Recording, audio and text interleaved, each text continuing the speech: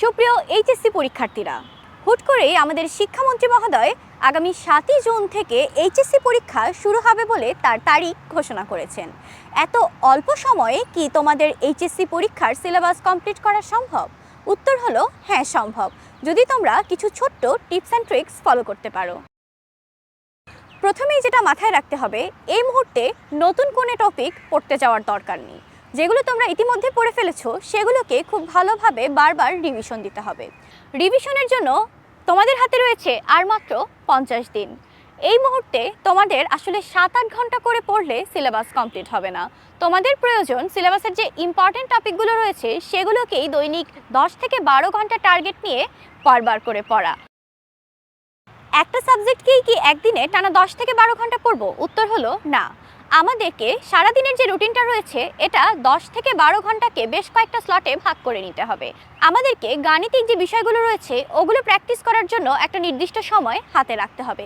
এছাড়া বিষয়ভিত্তিক time slot ভাগ করে নিতে হবে, যে সকালবেলা এই এত ঘন্টা থেকে এত ঘন্টা আমি একটা সাবজেক্ট পড়ব, এর পরবর্তী 2 ঘন্টা আমি আরেকটা সাবজেক্ট করব। এভাবে করে তোমাদের বিষয়গুলো শেষ করতে হবে।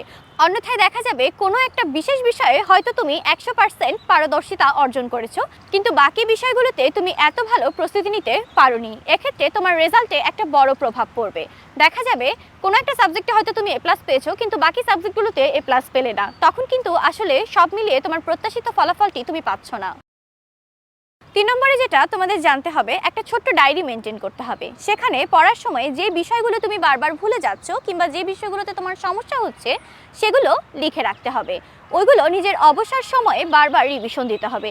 এতে করে সাবকনশিয়াস মাইন্ডে ওই উত্তরগুলো তোমার মাথায় সেট হয়ে যাবে। এমনকি পরীক্ষার আগের রাতেও ওই ডায়েরিটা হতে পারে তোমার জন্য একটা বিশেষ হাতিয়ার। কারণ শেষ মুহূর্তে আমরা যে গুরুত্বপূর্ণ টপিকগুলো দেখে যাই ওগুলো থেকেই অধিকাংশ প্রশ্ন এসে থাকে। ফাইনালি যে জিনিসটা মাথায় রাখতে হবে, আমাদের এই মুহূর্তে ঘড়ি ধরে মডেল টেস্ট সলভ করতে হবে। কেননা আমরা অনেকেই অনেক কিছু পড়ে পরীক্ষার হলে যাই, কিন্তু পরীক্ষার হলে টাইম ম্যানেজমেন্ট, প্রশ্নপত্রের ধরন এসব দেখে অনেকেই নার্ভাস হয়ে যাই এবং এর ফলাফল হয় আমরা পরীক্ষায় খারাপ রেজাল্ট করি। তাই এই ব্যাপারগুলো যেন না ঘটে, তাই পরীক্ষার আগেই ঘরে বসে পরীক্ষা দিতে হবে।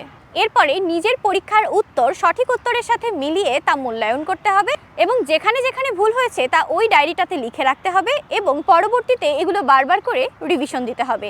এভাবেই তোমরা মাত্র 50 দিনে তোমাদের এইচএসসি পরীক্ষার জন্য একটা ভালো প্রস্তুতি নিতে পারো। তো এই 4টা টিপস ফলো করে তোমরা তোমাদের পড়াশোনা শুরু করে দাও। আশা করি তোমাদের এইচএসসি পরীক্ষা এবং এইচএসসি পরীক্ষার ফলাফল দুটোই অনেক অনেক ভালো হবে। তোমাদের জন্য রইল অনেক শুভকামনা আর দোয়া।